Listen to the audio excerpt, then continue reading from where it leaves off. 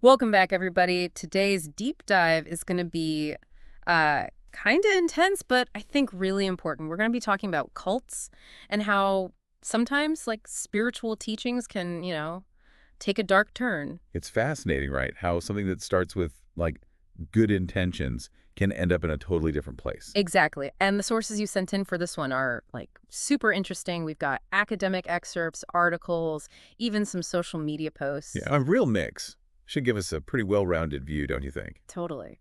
So to kick things off, let's jump into this first source here, cults and deteriorated spiritual systems.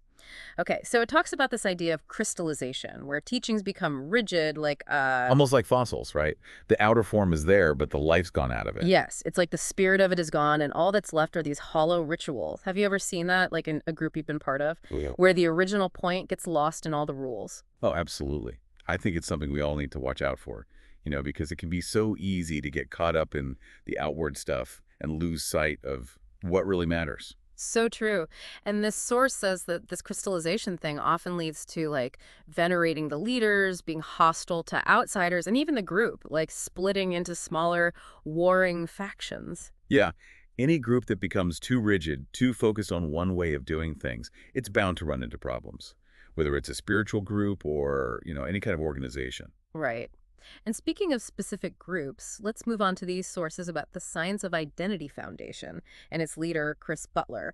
What really stood out to me was this whole surrender to the guru thing. Yeah, it's a common theme in a lot of these groups, isn't it? Yeah. But then you read these Medium articles describing Butler as germophobic yet toxic. Kind of ironic, don't you think? Totally. It makes you question the whole image of this spiritual leader, right? Absolutely. And I think as we dig deeper into these sources, we'll see how that image versus reality thing plays out in some, well, pretty unsettling ways. Okay, so let's get into it. What are these sources actually saying about Butler and the Science of Identity Foundation? Well, there are allegations of manipulation, financial exploitation, and even some possible political connections. For example, one of the database entries mentions all these political donations to Tulsi Gabbard. Oh, wow, I remember that. A lot of those donations were from people linked to the Science of Identity Foundation. Exactly. It definitely raises questions about the motivation behind those contributions, especially because many of those folks, like, had no history of political involvement before that. Right. You have to wonder about the influence Butler might have had, and how that extends beyond just the spiritual stuff. It's a classic example of how power dynamics can play out in these groups. When you have a figure like Butler, someone who's seen as having this ultimate authority, well, the potential for misuse is definitely there. It's kind of scary, honestly. And speaking of scary, we have to talk about these personal accounts from former members. Mm. That story about Kazia, the young woman who got drawn in, and, well, her story doesn't end well. It's just heartbreaking. Yeah, it's a powerful reminder that these dynamics can have very real, very devastating consequences. People looking for guidance, for belonging, they can be so vulnerable. And what struck me was how she talks about her involvement being voluntary, but you can tell from her story that it wasn't that simple. It's like her consent was manipulated.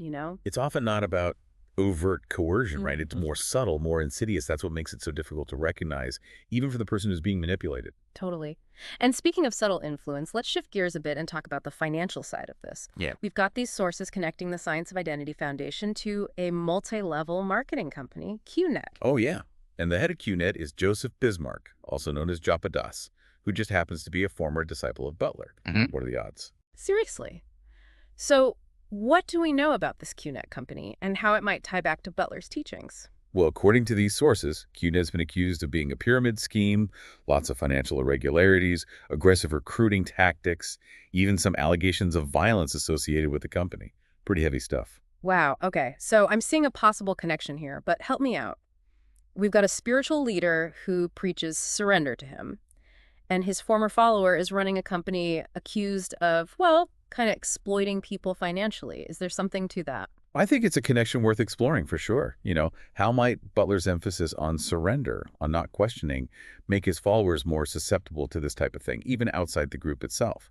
It's a pretty unsettling thought, isn't it? That someone's spiritual beliefs could be used to, like, exploit them in other ways. It is. And that brings us to this whole other aspect of this deep dive, the psychological tactics that cults often use. Right. We've got these sources, traumabusecults.pdf and analyzeamanipulageg-surrender.pdf. And I gotta say, some of the terms they use are a bit much, like self-object parent and bunker mentality. I'm gonna need some help with Oh, those. absolutely. We'll Yeah, unpack all of that. But, these concepts, they're not just about cults. They're relevant to all of us because manipulation and control, they can show up anywhere, right? Like in relationships, at work, even online. true, true. It's not just about cults, it's about understanding how these dynamics can sneak into our everyday lives.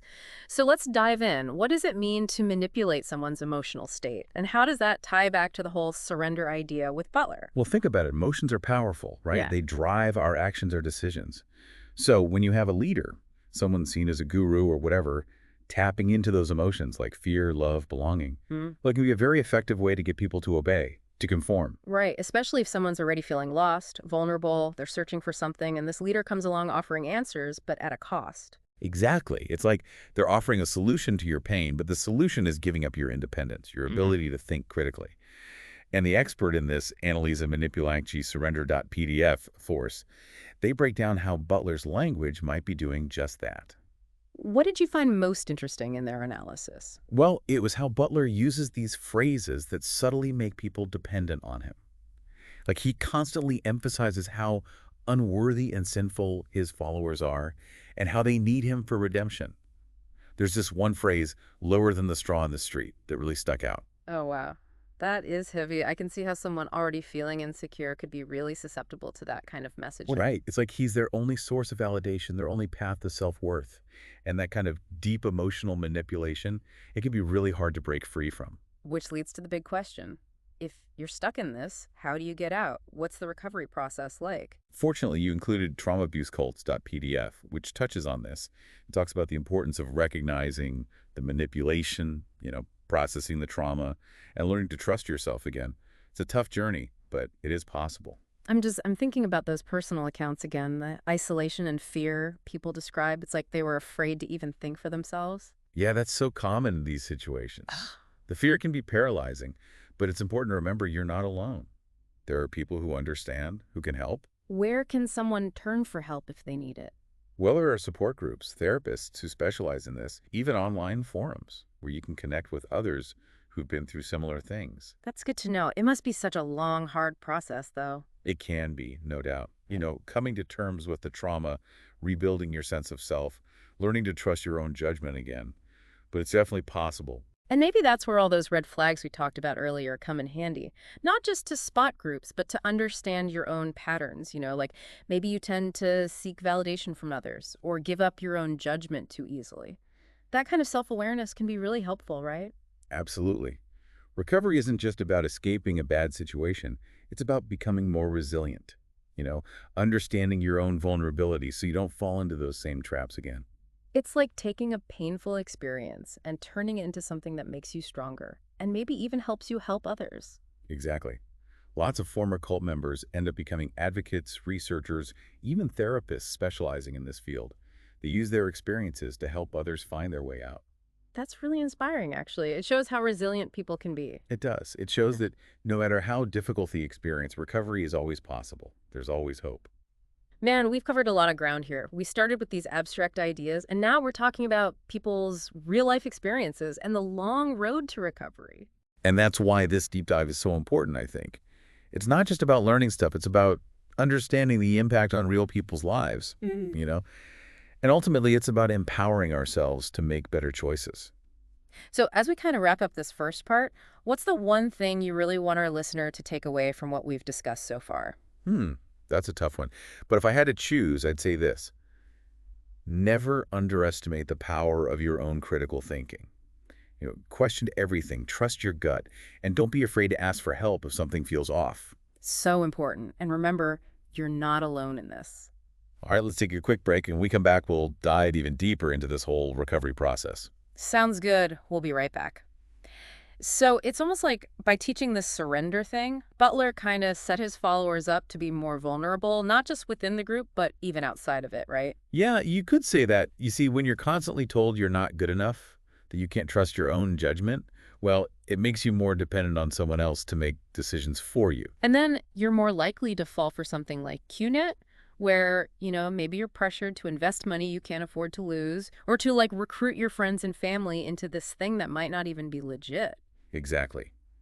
And those sources on QNet, Joseph Bismarck Japadas, and wiki documents, they paint a pretty disturbing picture, about the way they operate and the potential for people to get hurt financially. What I find really interesting is how similar the accusations against QNet are to the whole cult thing we've been talking about, like the pyramid scheme structure, the pressure to recruit. It's all about control, right? It's the same playbook, just a different game. Instead of promising spiritual enlightenment, they're promising financial freedom, but the underlying tactics are pretty much the same. It's a good reminder that this stuff can happen anywhere, not just in these obvious cult situations. We all need to be aware of it. Totally. And it's not about being paranoid, right? It's about being informed, being able to spot those red flags, and trusting your gut when something feels off. So how can we do that? How can we get better at recognizing those red flags? Well, one way is to understand the tactics, right? The psychology behind it.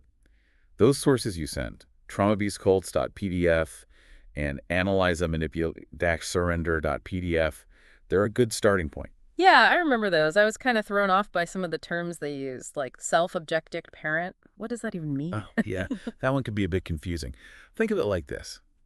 A child looks to their parent for everything, right? Right. For love, for approval, for a sense of who they are. Now imagine that dynamic, but between an adult and a charismatic leader. So, like, the follower becomes totally dependent on the leader, kind of like a child is dependent on their parent. Exactly. And that dependence can be really powerful because it makes it really hard for the follower to question the leader, even when they start seeing things that don't add up. That makes sense.